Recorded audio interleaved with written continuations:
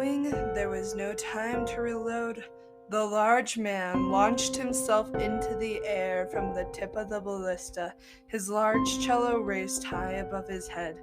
A solid hit jarred his shoulders. It hit hard, and he was proud of the strike. He knew it was a killing blow. Opening his eyes, he was astonished to see the red cello had made a solid dent into the ground next to the machine. The machine raised its large weapon, posing to strike at the man. A cloaked figure strode up to the machine, took a slim dagger, and made a long gash in the metal. The machine comically fell to the ground. Who are you to defeat this machine? Even I, the great Xavius, could not, the man said in his bolstering voice. I am just a gnome, no need for introduction, the young female said ominously. This is Tales Around the Tavern's Table. Alright, guys, welcome back to another episode of Tales Around the Tavern's Table. I am here to tell you the very first Chronicles of Steven the Gnome. I hope you guys really enjoy this one because this character is really dear to my heart. So Steven was a female gnome who refused to believe in the existence of magic. She went by Steven because her name was ridiculously complicated. Gnomes are traditionally named after every person in their family, and every other person in her family was named Steven. So her name was actually Cloman Stephen, Purim Stephen, Brophy Stephen, Sewergate Stephen, Meatshield Stephen, Stephen.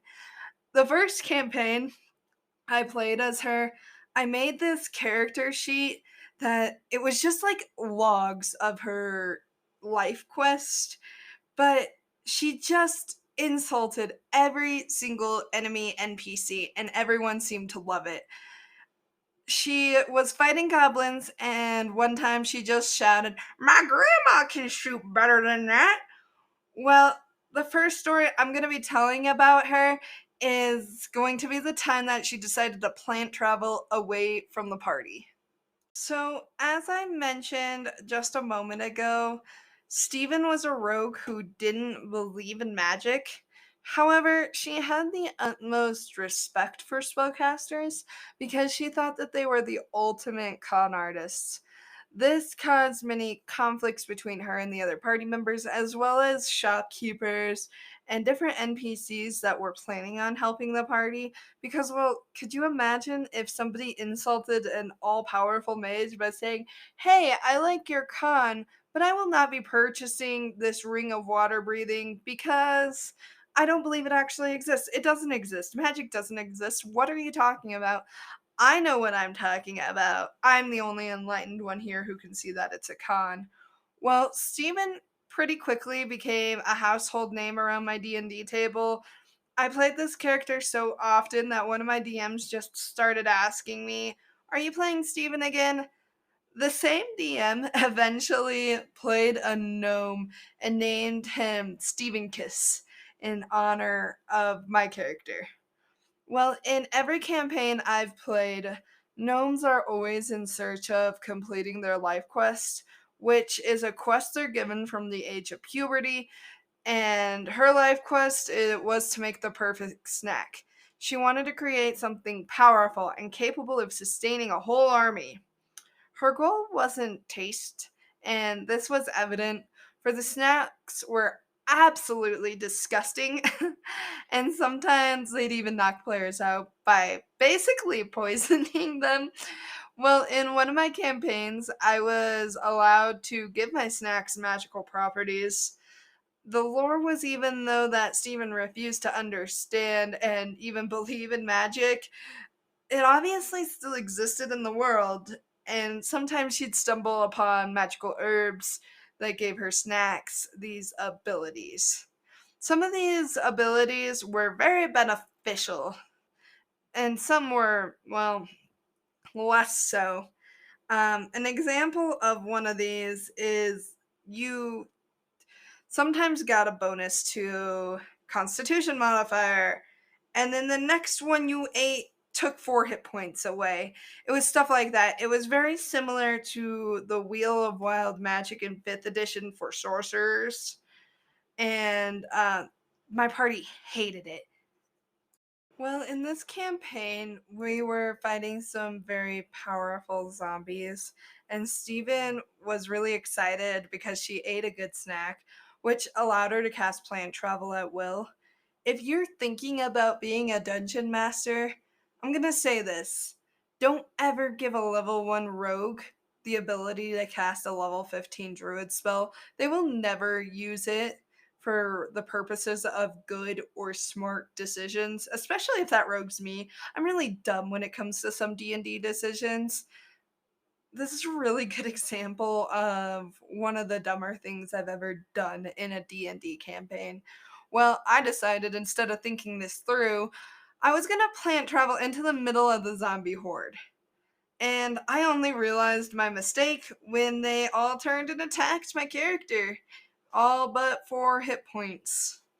I quickly plant traveled back to the party, and they either refused to heal me or didn't have any hit point or any heal spells left. I don't really remember which. I don't want to paint my party in a bad light yet. The So I decided the next possible thing I could do was say, okay, I plant travel to a town. The DM started cackling, not just laughing, maniacally cackling. And about halfway through his cackle, I realized that I had made a mistake. I said I would plan travel to a town. No idea which town, no idea if I've ever been there, just a town. And Stephen had made some enemies in these towns. At one point, she had robbed a bank, and another point, she had conned all the people out of their money. It was not a good situation. Luckily for me, the DM allowed me to go to a town where I had no bad blood, found a cleric that could heal me, and then I planned traveled back to the party, no problem. In hindsight, he should have just killed my character off there.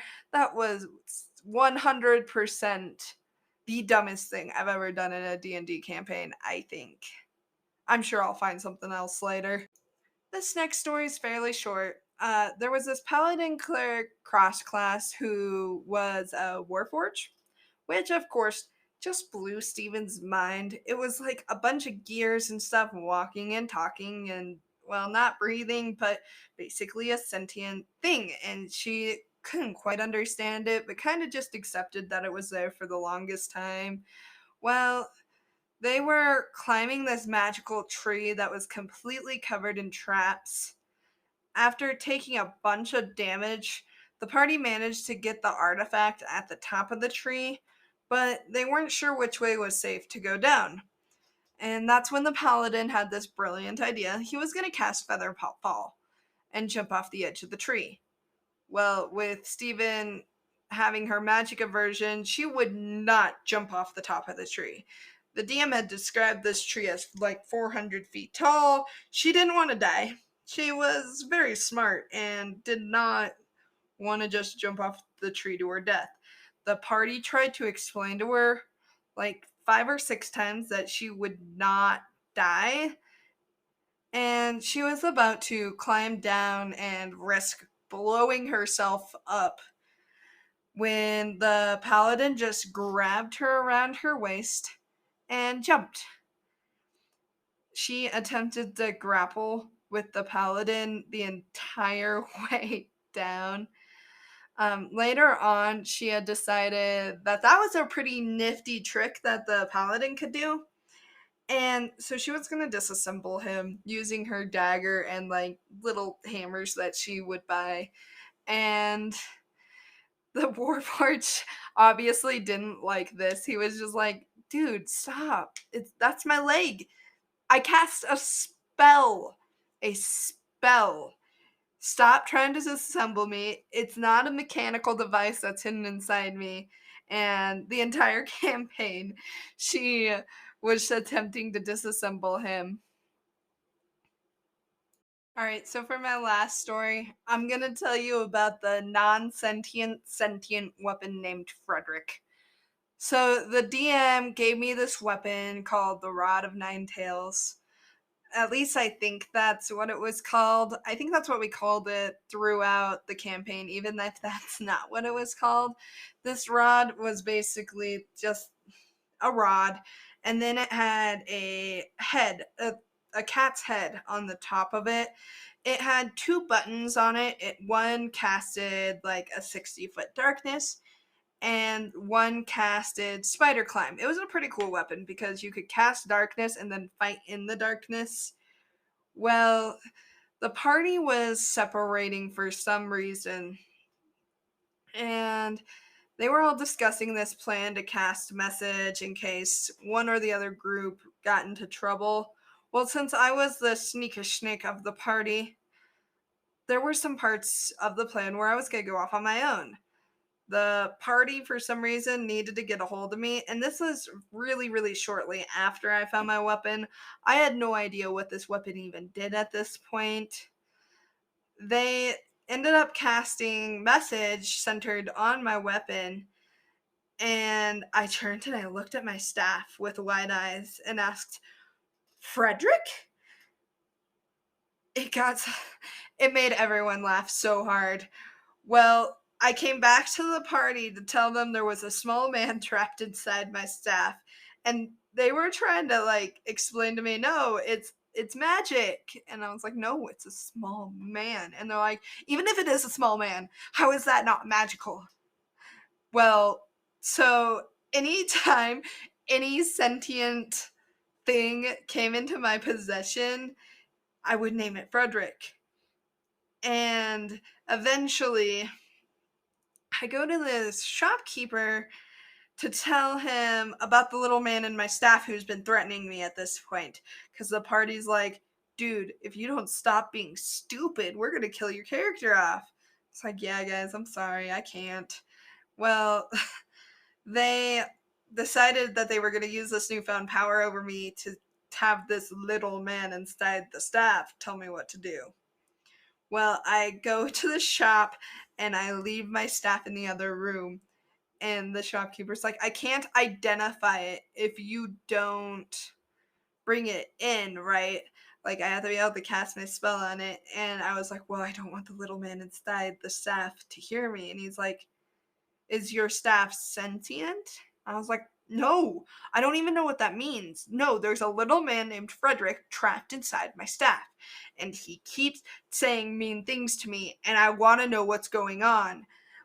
And this guy's like, okay, well, bring in your staff. We're going to take a look at it. He looks it over and tells me all of the stuff that it does. And he's like, it's not sentient. I don't. Of course, at this point, I'm like, I'm gonna rob your shop in the middle of the night. I'm tired of this con. Obviously, there's a little man trapped inside my staff. Bye. Alright, guys. Thank you so much for listening to my episode today. Remember, if you have any great D&D stories, to email me at aroundthetavernstablepod@gmail.com. Check out our store at the Crafting Tabletop on Etsy.com for all your D&D minis, dice, t-shirts. I do want to share a little bit of wisdom before I sign off for the day. I had a friend, and this was years ago. I want to say at least 2 years ago. And he tells me, he's like, you want to know what I love most about D&D? And I was like, what's that? He's like, I love that when you remember the stories, you don't remember them as sitting around the table rolling dice. What you remember them from is the perspective of your character. And I've never found something to be more true in my life. Like when I think of these stories about how Steven jumped off the edge of a tree under duress by a warforge, I don't think about the fact that I had to roll 15 different grapple checks and still never I got out of the arms. I remember being a little gnome struggling to get out of this warforge's arms. But I hope you guys feel the same way about D&D.